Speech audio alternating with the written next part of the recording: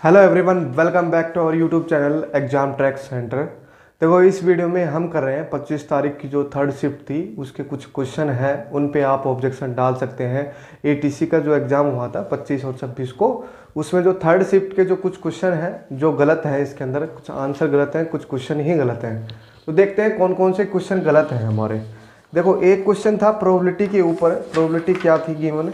देखो, दो probability given थी, दो इवेंट गिवन थी, उनकी प्रोबेबिलिटी हमारे पास गिवन थी 0.7 and probability of B is 0.5। और एक कंडीशन ये भी गिवन थी, probability of conditional probability of B with respect to A is 0.3। ठीक है, तो हमें फाइंड आउट करना था probability of A by B, conditional probability of A with respect to B when B is given. तो इसका formula जो है वो ये होता है A intersection B divide by probability of B. तो ये हमें फाइंड आउट करना था इसकी वैल्यू कितनी आएगी यूजिंग दीज तीन जो फैक्टर थे हमारे पास। यूजिंग दिस हमें ये निकालना था कि इसकी प्रोबेबिलिटी क्या होगी। तो कैसे निकालोगे? देखो, इसका यूज करो। इसको मैं क्या लिख सकता हूँ? Probability of B intersection A divide by probability of A. तो यहाँ से मैं ये निकाल सकता हूँ probability of B intersection A या फिर ए इंटरसेक्शन बी, दोनों की प्रोबेबिलिटी जो है एक ही आएगी। तो यहाँ पे मैं लिख देता हूँ वो 0.3 multiply by probability of A. Probability of A कितनी है? 0.7 है, और divide by probability of B कितनी है? 0.5 है। तो ये वैल्यू जो है इसको कैलकुलेट करोगे आप तो कितनी आ गई? देखो, ऊपर वाली तो आ गई 0.21, नीचे आ गई 0.5। तो यहाँ से इसको वैल्यू कैलकुलेट करोगे तो ये बनेगी 0.42। 0.42 वैल्यू आ रही है। ये किसी भी ऑप्शन के अंदर इसका आंसर नहीं है। दूसरा पार्ट जो है इसका हमें निकालना था probability of A union B. इसकी जो प्रोबेबिलिटी होती है वो फॉर्मूला ये होता है probability of A probability of B minus probability A intersection B. A और बी का ऐड करो, 0.7 प्लस 0.5 तो ये हो गया 1.2, माइनस में probability of A intersection B, मतलब ये वाली जो टर्म है कितनी है? 0.21, और इसका अगर माइनस करोगे आप तो 0.99 आएगा। ठीक है, तो देखो ऑप्शन में आपके 0.99 तो है, हमारे पास दो ऑप्शन के अंदर 0.99 है, लेकिन जो ये आंसर है ये किसी के अंदर भी नहीं है, किसी के अंदर ये आंसर नहीं है। तो ये क्वेश्चन ही गलत है। इसके अंदर जो ऑप्शन है वो कोई सा भी एक ठीक नहीं है। ठीक है, तो अगर आपने किसी ने भी अटेम्प्ट किया है या फिर नहीं भी किया है तो मेरे ख्याल से सभी को ये नंबर मिलना चाहिए, क्योंकि इसका आंसर जो है किसी के साथ मैच नहीं कर रहा है। ठीक है, 0.42 एंड 0.99 जो है इसका आंसर होना चाहिए। सेकंड क्वेश्चन था एक, find the distance between 2 point. Simple, जैसे एक डिस्टेंस निकालनी थी। डिस्टेंस फॉर्मूला आपको पता होता है क्या होता है, सभी को पता हुआ है, तो 10th क्लास की चीज़ें हैं।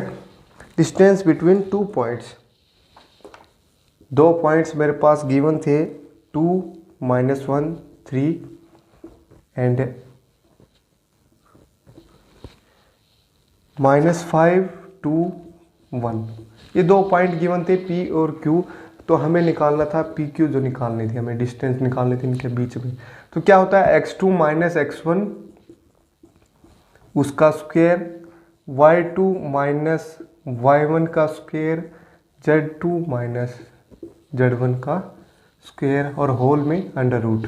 तो ये तो कितना हो गया भाई? 7, 7 का स्क्वायर 49 हो गया, ये हो गया 9 एंड ये हो गया अपना 4। तो ये टोटल जो है कितना हो गया भाई? 62 अंडर रूट में। ठीक है, अब 62 जो है किसी भी ऑप्शन के अंदर नहीं है। अगर इसको हम फैक्टराइज भी करें 62 को, तो 62 को मैं ये लिख सकता हूँ 2 × 31। तो ये 31 अंडर रूट में भी कहीं कहीं कुछ भी नहीं दिख रहा, 13 जो है वो दिख रहा है, लेकिन 13 वाला ही आंसर लिखा है इन्होंने, 7 अंडर रूट 13। अगर इसको अंदर लेके जाते हैं तो अंडर रूट 13 इंटू में 49 बनता है, 62 तो कभी भी नहीं आएगा। ठीक है, तो इसका जो आंसर होगा नियर बाई मेरे ख्याल से तो अंडर रूट 63 को माना जाएगा आंसर। अगर AI इसको आंसर किसी एक को आंसर मानेगी तो नियर बाई जो आंसर होते हैं उन्हीं को माना जाता है, तो इसको आंसर माना जाएगा क्योंकि ये इसके नियर है। अगर इसको भी नहीं मानते तो क्वेश्चन ही गलत होगा, सभी को आंसर इसका, सभी को नंबर इसका मिलना चाहिए आपको। ठीक है, 62। अंडर रूट, तो ये ऑप्शन में था ही नहीं अपने पास, अंडर रूट 63 था, मिसप्रिंट हो गया होगा, उनसे 62 आना चाहिए था यहाँ पे। एक क्वेश्चन और दिख रहा है मेरे को, एक क्वेश्चन है कोलिनियर वेक्टर के ऊपर, जिसे एनसीईआरटी के अंदर से इसको उठा के डाला गया था, लेकिन एक मिसप्रिंट हो गई यहाँ पे। क्या हो गया देखो, मैं बताता हूँ कि दो वेक्टर मेरे पास गिवन है, कोलिनियर वेक्टर है, A and B are collinear.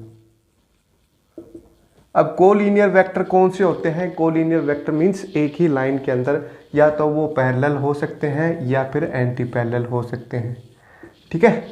तो या तो पैरेलल या एंटी पैरेलल। अगर पैरेलल होगा तो डायरेक्शन सेम होगी, एंटी पैरेलल होगा तो डायरेक्शन अपोजिट होगी, ठीक है। तो यहाँ से जो ऑप्शन है आपके देखो, A equal to B, A is equals to plus minus B.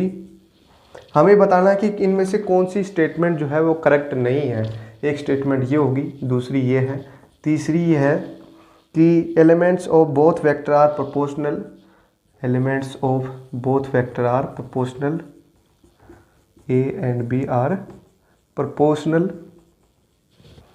And fourth one is both vector have different magnitude but same direction, ठीक है। तो इनमें से हमें बतानी है कि कौन सी जो स्टेटमेंट है वो गलत है। देखो ये क्वेश्चन था आपकी एनसीईआरटी की बुक में से, लेकिन जो क्वेश्चन आया था यहाँ पे लिखा हुआ था आर नॉट प्रोपोर्शनल।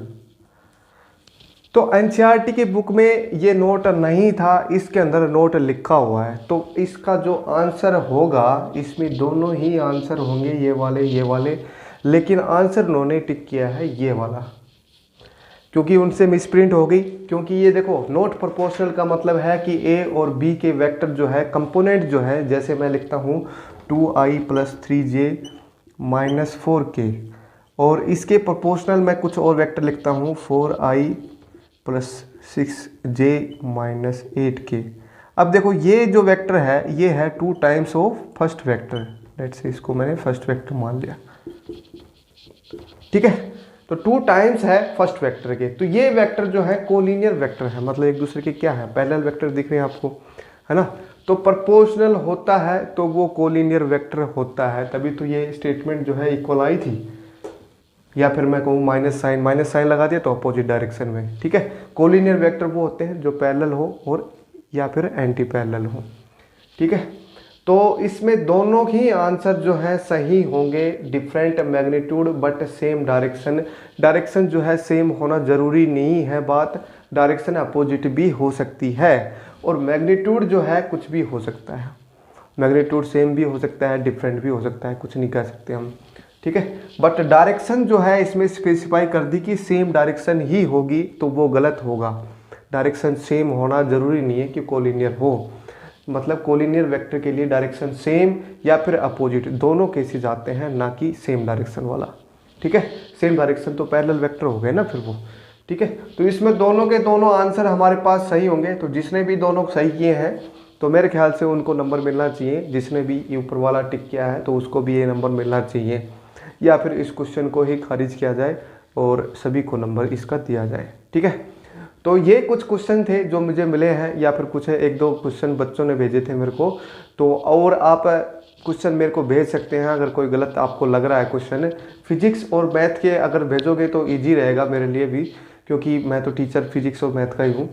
तो अच्छा रहेगा कि आप इन्हीं चीज़ों के सब्जेक्ट्स के क्वेश्चन जो है मेरे पास सेंड करें, ताकि मैं उन क्वेश्चन को एक बार देख सकूँ कि क्या गलती हो सकती है, क्या नहीं गलती हो सकती है, ठीक है।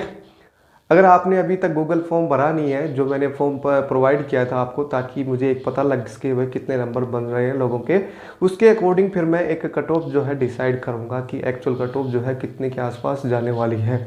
तो एक बार वो फॉर्म जो है सब लोग भर लें। अगर 1000 से ऊपर जो है फॉर्म अगर फिल होते हैं तो एक अच्छा एनालिसिस हो सकता है कट ऑफ का। तो आप ज़्यादा से ज़्यादा लोगों को, जिसने भी पेपर दिया है उसको साथ शेयर करें।